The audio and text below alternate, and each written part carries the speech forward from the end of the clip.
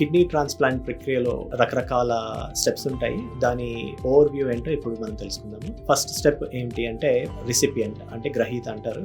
Recipient కి కావాల్సిన medical fitness evaluation. So ఈ ప్రాసెస్ వల్ల మనం ఏమి తెలుసుకుంటామంటే ఈ సర్జరీ చేసిన తర్వాత రిసిపియంట్ కి వచ్చే కష్ట నష్టాలు ఏంటున్నాయి, అంత చక్కగా అయ్యే అవకాశం ఎంత ఉంది అని తెలుసుకోవడం అనమాట. అంటే రిస్క్ అసెస్మెంట్. ఇది అయిన తర్వాత దాత అంటే డోనర్ కి కూడా చాలా ఇన్వెస్టిగేషన్స్ చేస్తాము. ఇక్కడ డోనర్ కి సంబంధించి మనము ఎటువంటి రిస్క్లు తీసుకోవడానికి రెడీగా ఉన్నాము. సో అంత ప్రాసెస్ పర్ఫెక్ట్ గా ఉంటే మాత్రమే మనము వారి దగ్గర నుంచి కిడ్నీ తీసుకోవడానికి వీలవుతుంది. ఇది అయిన తర్వాత కొన్ని రకాల బ్లడ్ టెస్ట్లు ఉంటాయి. ఈ బ్లడ్ టెస్ట్ లో మనం ఏం చేస్తున్నాము అంటే ఈ కిడ్నీ రిజెక్షన్ ఛాన్సెస్ ఎంత ఉన్నాయి, దాన్ని తగ్గించడానికి మనం ఏమైనా చేయాలా ముందుగా అని తెలుసుకోవడానికి కంపాటబిలిటీ అంటారు, ఆర్ హిస్టో కంపాటబిలిటీ టెస్టింగ్ అంటారు. ఇది అయిపోయిన తర్వాత అంత పర్ఫెక్ట్ గా ఉంది అని తెలుసుకుంటే దెన్ సర్జరీకి తీసుకుంటారు. సర్జరీలో డోనర్ నుంచి కిడ్నీ ముందు రిమూవ్ చేస్తారు, లాప్రోస్కోపీ కానీ లేకపోతే ఓపెన్ గా కానీ చేసి ఆ కిడ్నీని రిసిపియంట్ కి ట్రాన్స్ప్లాంట్ చేస్తారు. ఈ ప్రాసెస్ మొత్తం ఒక సుమారుగా 5-6 గంటలు పడుతుంది. అయిపోయిన తర్వాత మనం ఐసీయూలో ఉండి ఐసీయూలో మానిటరింగ్ చేసుకుంటూ జాగ్రత్తగా